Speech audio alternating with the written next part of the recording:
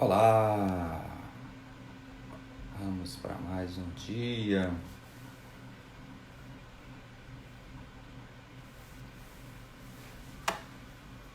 Boa noite. Vamos lá, né? Para mais um dia. Vamos conversar um pouquinho, dando seguimento às nossas lives. Hoje teremos uma live muito legal. Boa noite, Renata, Salete. A gente vai aguardar um pouquinho aqui. Lilian. Vamos falar um pouquinho de neurociências, né? Com um dos grandes profissionais no Brasil e fora do Brasil, Dr. Renato, PhD, daqui a pouco ele vai estar aqui com a gente, né? E a gente vai ter esse privilégio aí de poder conversar um pouquinho sobre neurociências, né? E como isso pode influenciar no nosso dia a dia, né? Então a gente vai puxar um pouquinho para a atividade física, para atleta, porém a gente pode expandir os conceitos para os demais, para as demais atividades de uma forma geral, né? Vanessa, obrigado. Paulo, meu primo querido, tá por aí. Valquíria, Felipe também. Brenda, aproveitando enquanto ainda dá para ver, o grande Arthur também tá por aí. Dani, Érica, então a vocês eu agradeço demais por estar aqui com a gente e a gente vai estar conversando um pouquinho, só esperando nosso amigo entrar, né, para a gente conversar um pouquinho. André Messias também tá aí, gente, que coisa boa poder falar um pouquinho para vocês aí com um dos maiores nomes da neurociência no país, o grande doutor e PhD Renato, né? Só aguardando aqui ele entrar para a gente dar continuidade, tá? E vocês podem fazer suas perguntinhas, de preferência no box de pergunta, onde tem essa interrogação, compartilhe para os amigos de vocês, tá certo? Para que a gente possa, né, poder estar aí tirando a dúvida de vocês, tá certo? Renato já chegou, vou chamá-lo aqui. Maiara, Raíssa, grande Renato já chegou, vamos esperar ele fazer a conexão aí, está conectando e está presente aí o Renato, né? Então, boa noite, pessoal, boa noite, Renato. Primeiramente, agradecer, né, por a gente poder compartilhar desse momento enriquecedor aí. Já vi aqui que temos alguns profissionais e muitos dos nossos alunos também estão aqui presentes, né? E o objetivo é a gente passar de uma forma geral o conhecimento da neurociência, que as pessoas pensam que é nova, a gente não sabe que é nova, porém a gente tem a explosão do nome, né? Aí, neurociência nesses últimos anos, né? Mas, inclusive, em todas as áreas você vai poder falar isso, né? A gente tem visto muito o pessoal buscando performance com base na neurociência, né? Melhore sua atuação profissional com base na neurociência. Então, hoje a gente vai falar, como eu dizia aqui para o pessoal antes, que a gente vai falar um pouquinho da neurociências ligada ao esporte, mas que a pessoa pode ampliar, né, os conhecimentos e as bases científicas para todas as áreas, né, que lidar com o ser humano, né? Então, gostaria que você se apresentasse, Renato, mais uma vez, muito obrigado. Tive a honra de conhecê-lo pelo Instagram e poder curtir aí uma live sua com um amigo meu também, que é o Bruno Maziotti, né? E a partir daquele dia, né, eu comecei a acompanhá-lo, virei fã, vi que você também falou um pouco do esporte paralímpico, né? Eu vivi esse mundo do esporte paralímpico aí até 2015, mais diretamente, via CPB, né? E a gente vai poder aí trocar e muito feliz poder compartilhar esse momento aí juntos, ok? Então, fala um pouquinho para o Rony, pessoal quem é o Renato, né? Rony, é um prazer todo meu. Eu estou muito feliz com o seu convite. Eu acho que esse momento é de quarentena e de isolamento físico, mas de muita proximidade social.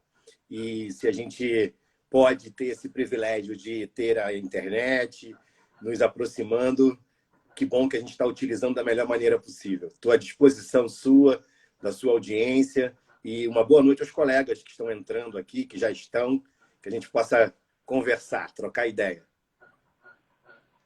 Perfeito. E quem é o Renato, né? Se apresenta um pouquinho para esse pessoal, Renato. Quem é o Renato? O que é que o Renato estudou, né? De onde veio esse tanto conhecimento numa pessoa só?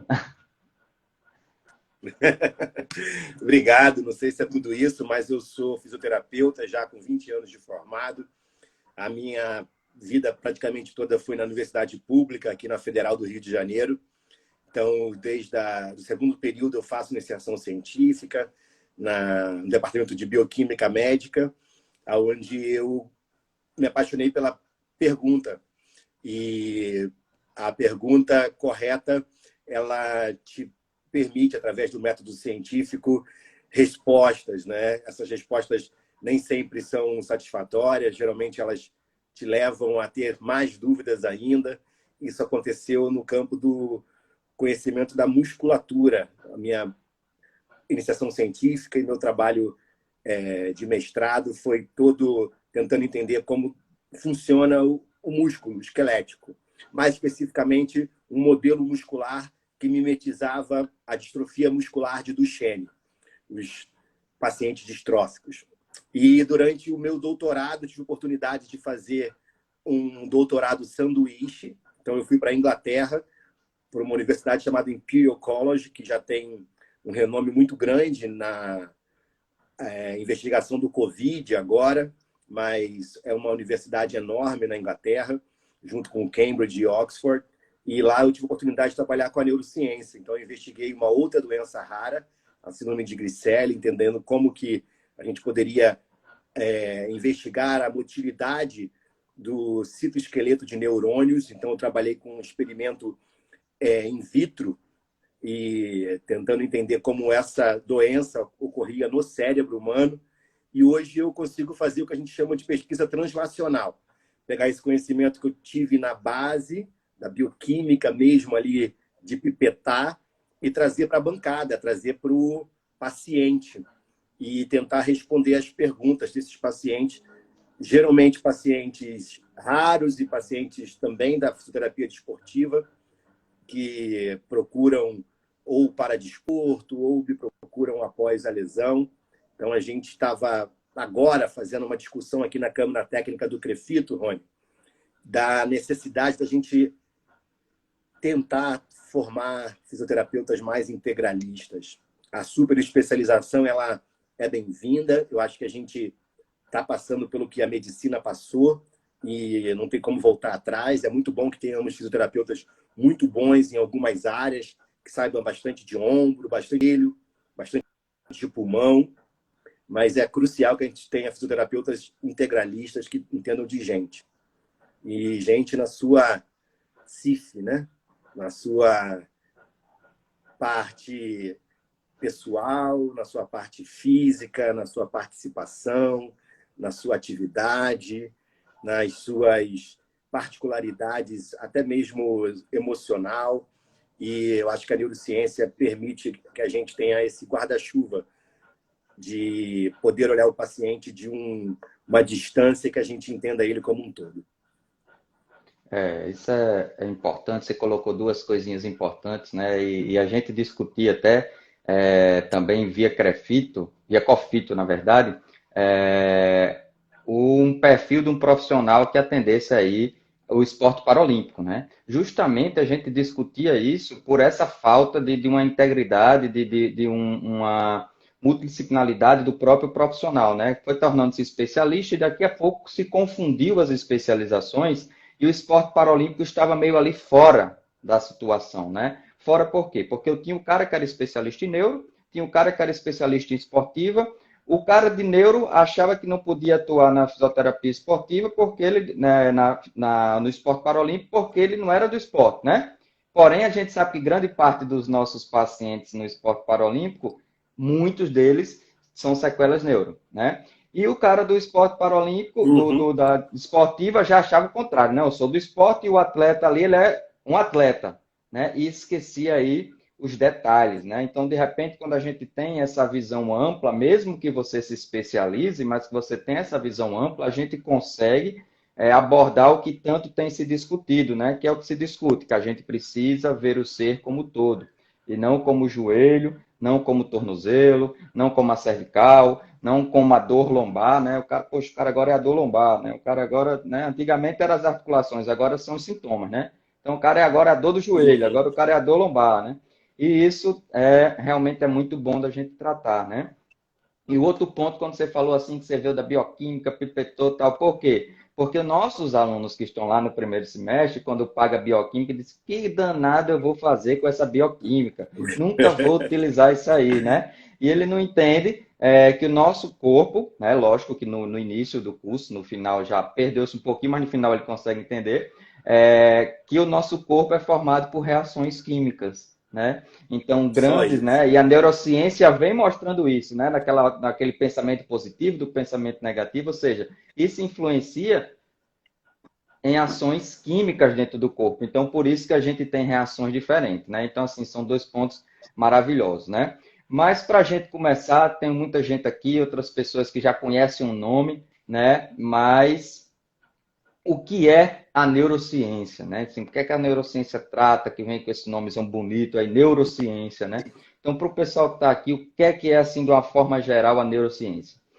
Então, a neurociência é uma área de conhecimento já difundida há bastante tempo, aonde a gente tenta entender o papel do cérebro e do sistema nervoso periférico no controle do corpo humano.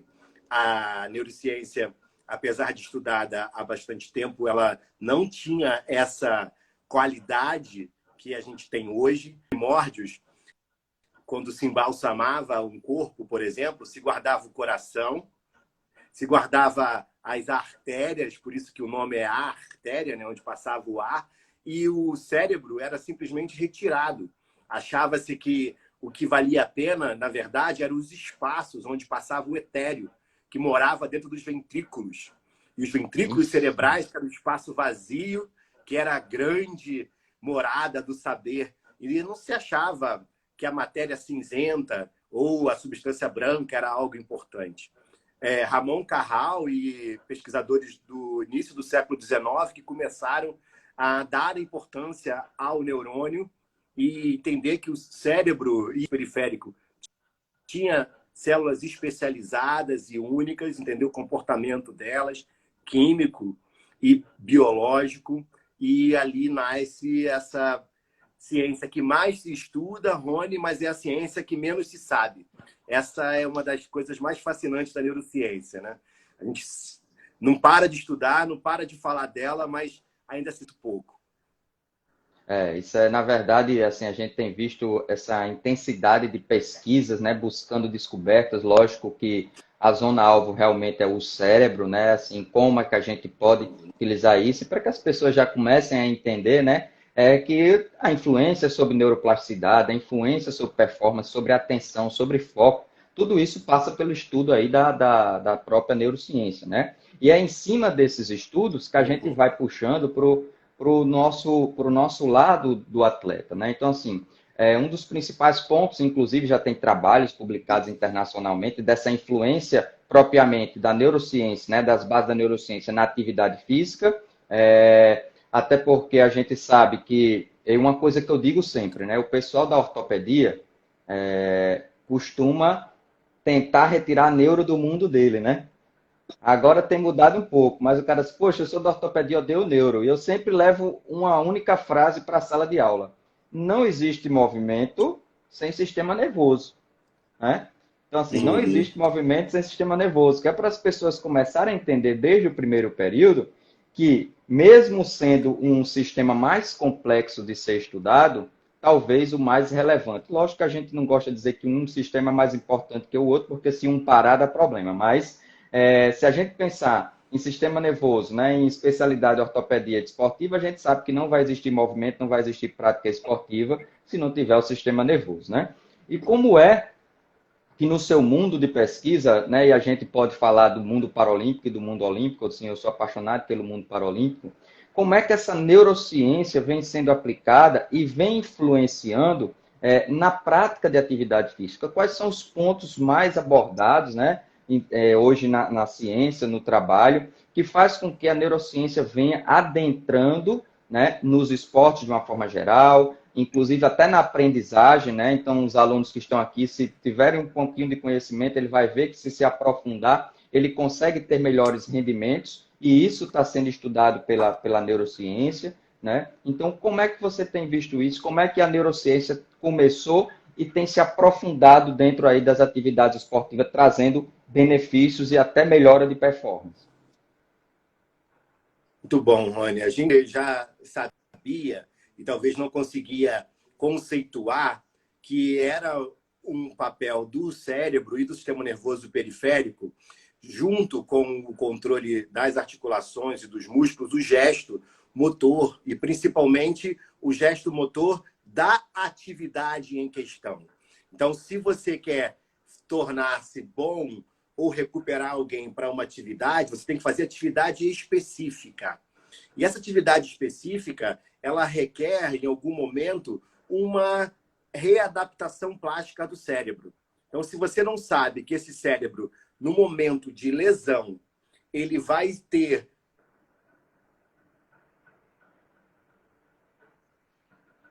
condicionamento ele se adequará para não ter esse trauma novamente, e essa readequação pode fazer com que ele tenha irritação, pode fazer com que ele tenha hipervigilância, pode fazer com que ele tenha um medo exagerado para o gesto, pode fazer com que ele tenha um receio ao trauma, que gere o trauma.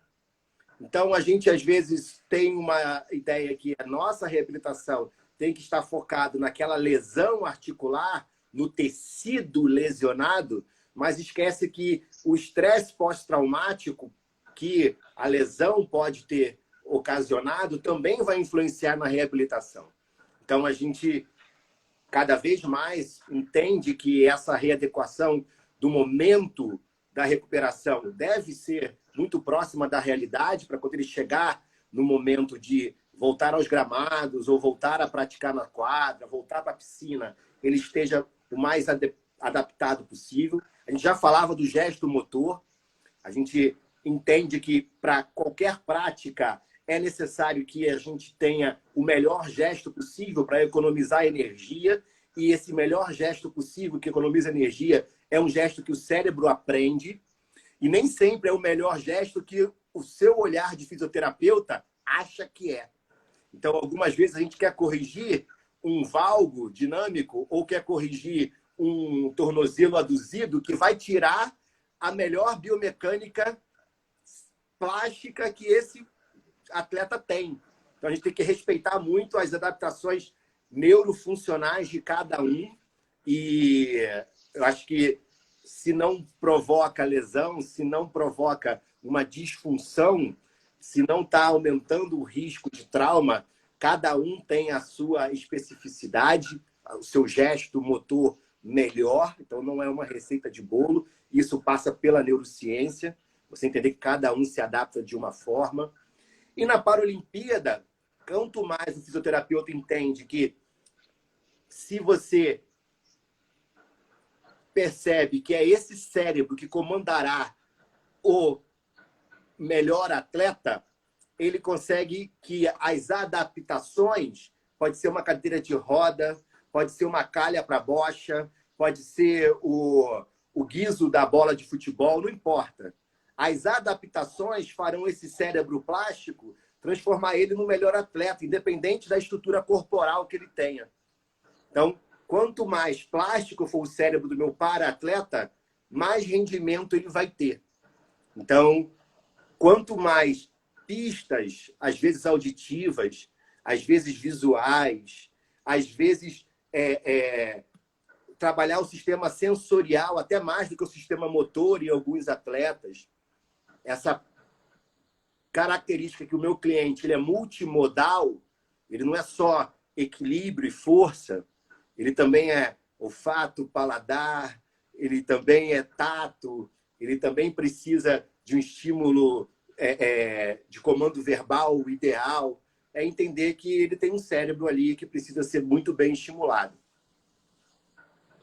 Isso é um ponto relevante, né, que a gente traz aqui para os profissionais e acadêmicos, que às vezes os nossos alunos eles estão preocupados, lógico, com a aplicação da atividade física, com a aplicação do exercício por si só, e termina esquecendo, né, que não é a aplicação, mas como essa pessoa recebe essa aplicação. E o mundo paralímpico ele me trouxe essa oportunidade. E hoje, lógico, eu não compro grandes brigas, mas quando eu vejo discussões do que é a postura perfeita, do que é o movimento perfeito, eu fico perguntando assim, e se você pegar o atleta paralímpico, que é um paralisado cerebral, tá certo?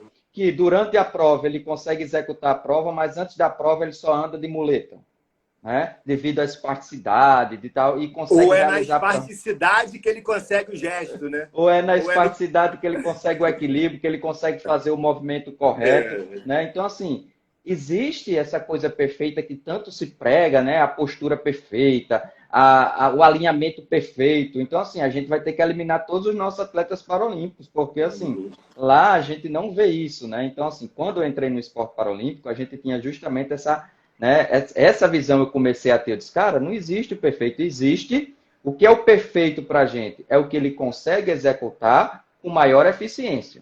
Aí a gente tem o perfeito, né? Então, essa é uma visão. Assim como eu sempre bato na tecla que a gente tem que esquecer de decorar exercícios, de decorar informações e ver que, às vezes, a gente precisa utilizar os outros sentidos do paciente. Eu trago um exemplo bem fácil, né? Que, por exemplo, o cara teve uma lesão da área de Wernicke. E você quer passar orientações para esse cara, e esse cara não vai entender o que você está passando.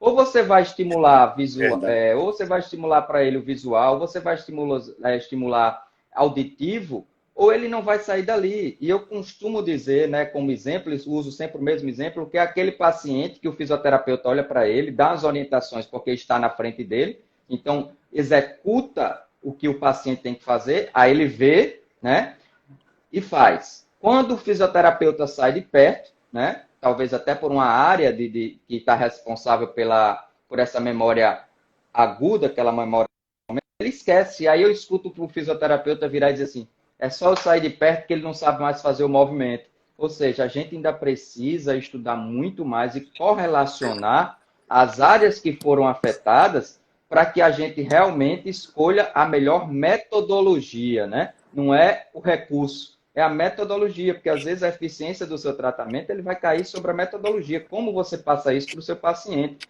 Muita gente está acostumado a lidar com pessoas que não têm alterações, pelo menos aparentes, né? E por isso esse desespero quando se pega um atleta paralímpico, quando se pega um deficiente visual, a gente ainda tem fisioterapeuta que não sabe conduzir um deficiente visual. Então, como treinar a propriocepção com deficiente visual? Vai levar o guia para dentro da clínica todo dia, né, para poder estar executando isso? Né? Então, assim, esses são os pontos importantes, né? E é essa forma que a gente tem visto, que você deixou bem claro, que a gente consegue potencializar, né, através dos conhecimentos da neurociência, da plasticidade, que a gente entendia a plasticidade só naquele momento que o cara sofreu um AVC.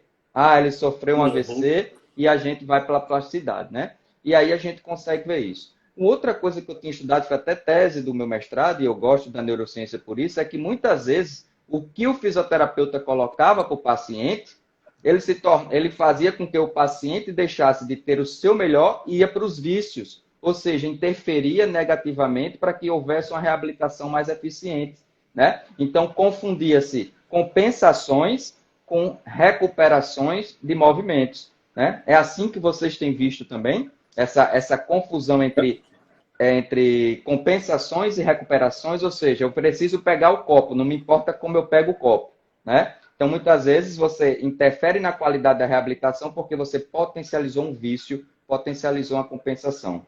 É por esse aí o caminho?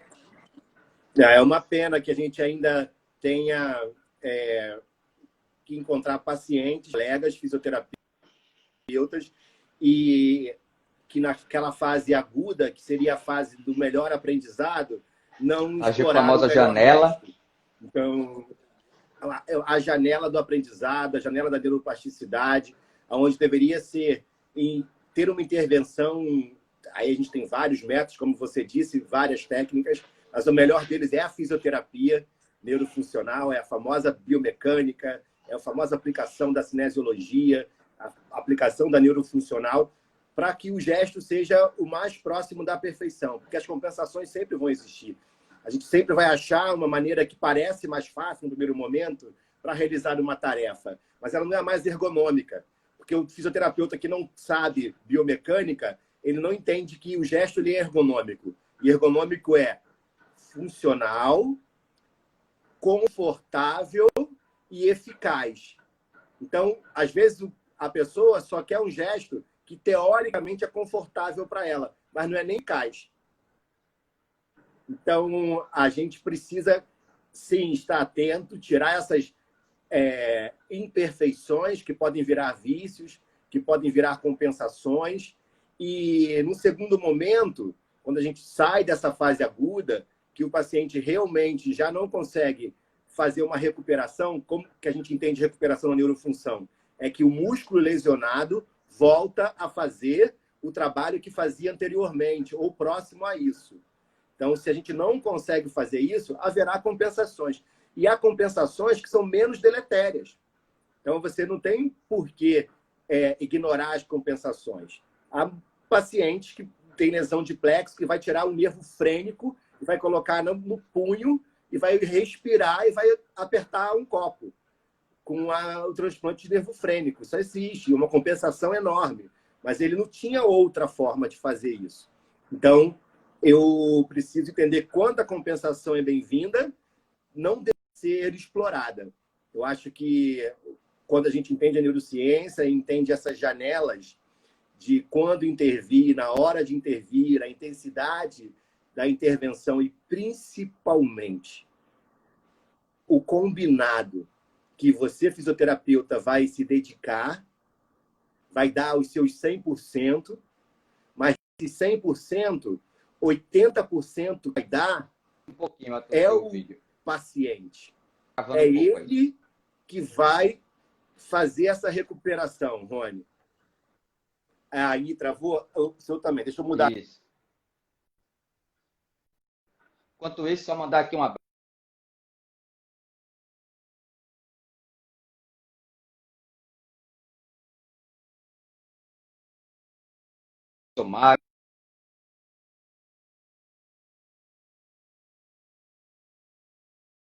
Melhorou, Rony?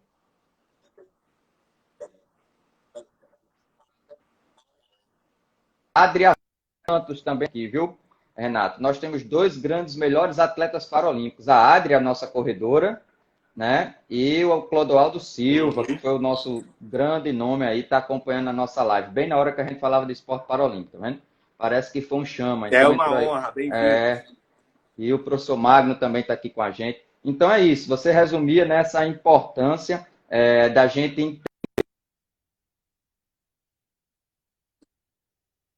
qual o recurso, qual a intensidade, a gente sai daquele receitinha de bolo que todo mundo utiliza, seja na clínica, né, onde você atende, mas usa aquela...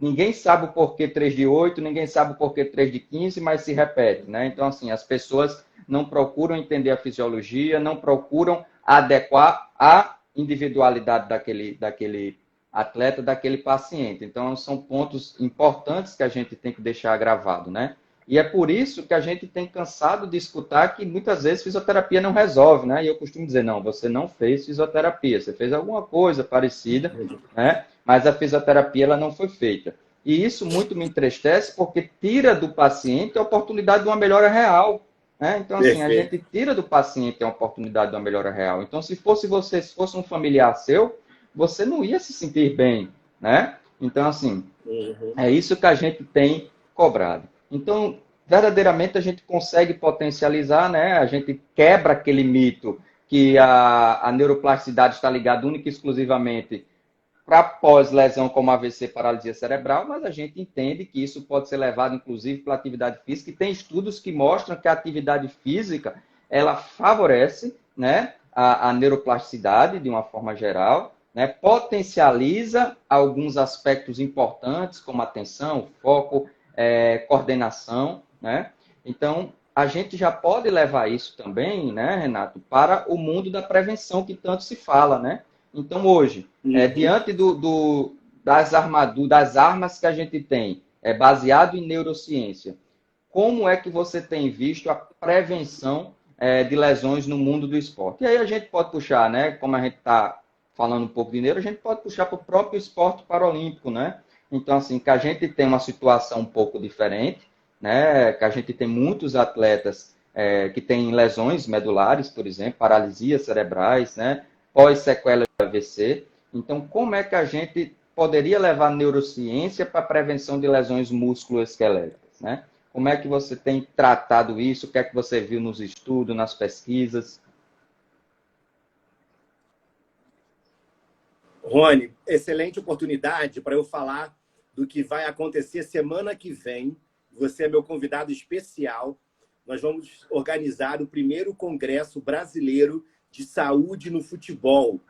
Então, esse congresso ele vai ter o tema central Saúde e Futebol, onde nós vamos falar de futebol de 7, futsal, futebol do campo, vamos falar de futebol em cadeiras de roda. Que lindo, então, nós que vamos lindo, ter que os agora é a melhores novidade, né? atletas. Futebol Então, de a gente vai cadeiras agora é mostrar, novidade. e tem um apoio da SONAF, vai mostrar que nada difere um do outro, porque futebol é um só, e o esporte e o atleta, ele é um só e, obviamente, tem as suas próprias demandas. A prevenção, para todos eles, ela precisa estar no âmbito do atleta como um todo, da qualidade de vida. Então, você não consegue mais olhar esse atleta como alguém que só joga em campo ou entra em quadra ou pega a sua cadeira de roda e faz a sua prática esportiva e depois deixa de ser atleta. O atleta, ele é atleta o tempo inteiro. Então, a gente está preocupado com a qualidade do sono. A gente sabe que um atleta que tem um sono de qualidade, ele tem menor risco à lesão, ele tem um processo inflamatório muito melhor, seja pró-inflamatório e anti-inflamatório. Ele tem um sistema imunológico muito mais robusto. Então, o sono é uma parte crucial.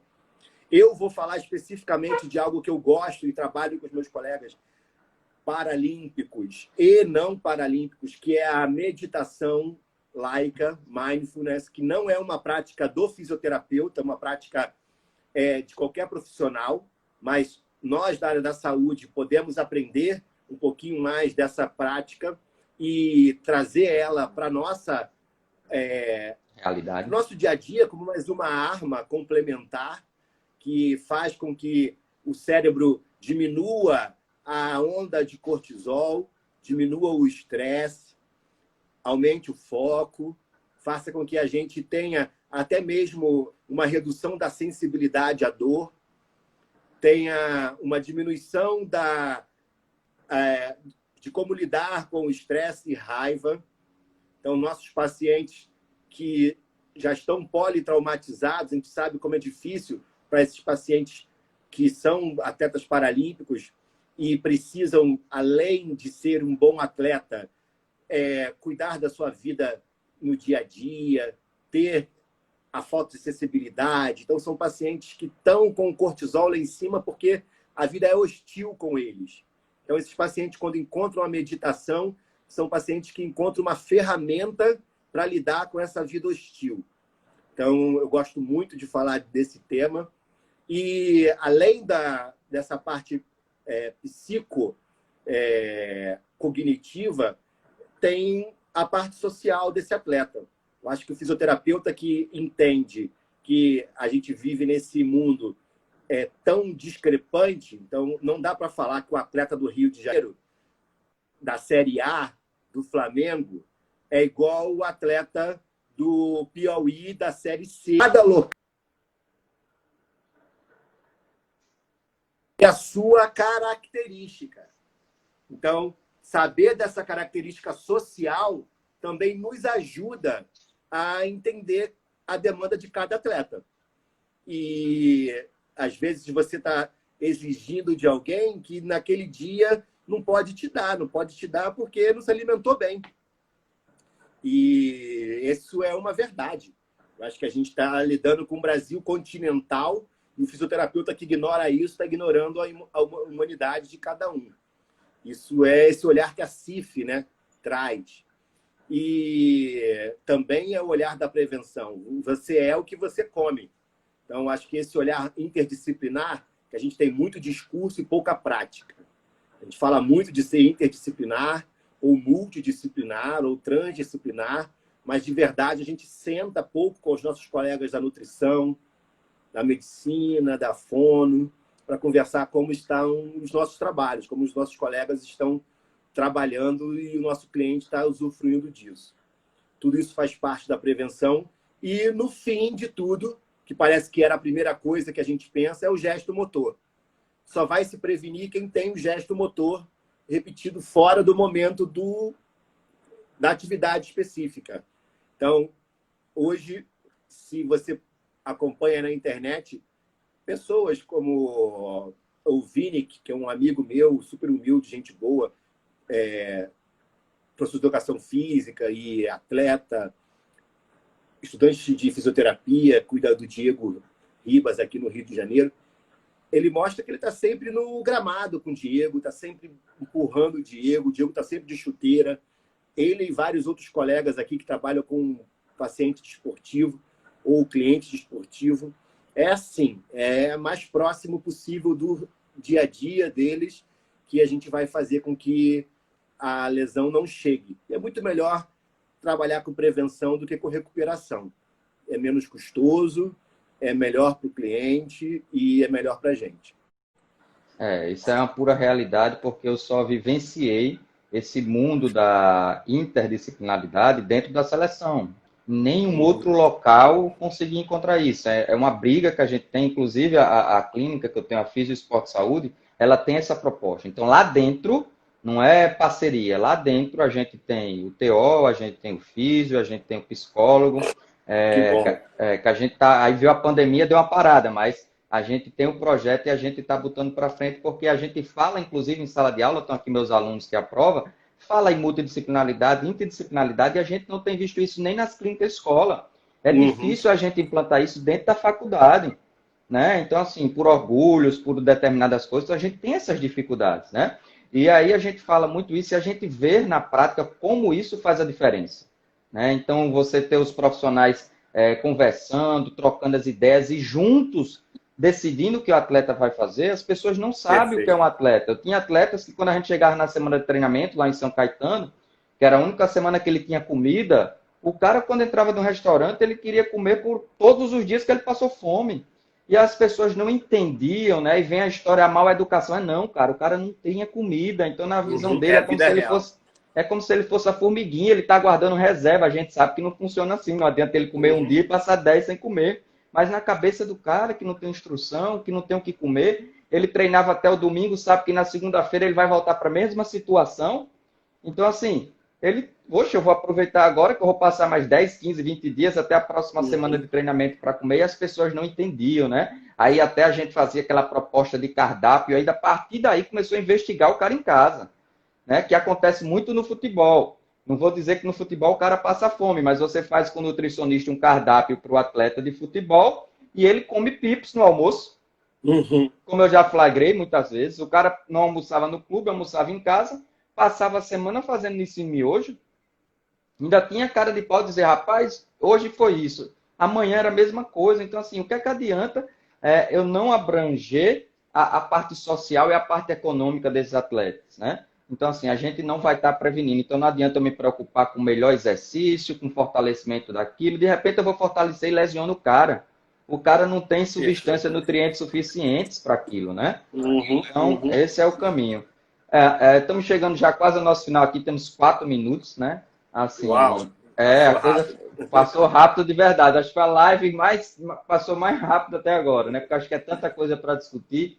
Então, é justamente isso, né? Então, a gente deixa claro aí alguns mitos que caem, a importância dessa visão, né, global, né? E aí eu deixo você para dar aquela mensagem final aí em cima da neurociência, né? De como pode potencializar. E agora a gente pode puxar também um pouquinho aí, né? Para que as pessoas entendam da nossa reabilitação. A gente tem mais 3 minutinhos, se ele não cortar antes, que tá com essa mania, né? O Instagram.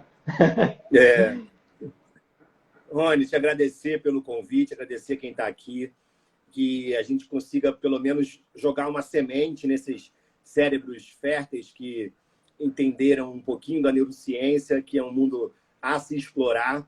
Eu acho que o conhecimento ele só nos acrescenta, é como manter uma casa limpa. Não dá para ser só um dia. A sua formação ela é constante, Você vai ter que aprender, aprender mesmo sem querer, porque no final de tudo tem um paciente ali no final que merece a sua super educação, a sua super especialização. E eu queria muito que você educasse o seu lobo temporal a se expandir, a ser plástico, a estudar como ouvir. Eu acho que fisioterapeutas precisam ouvir mais.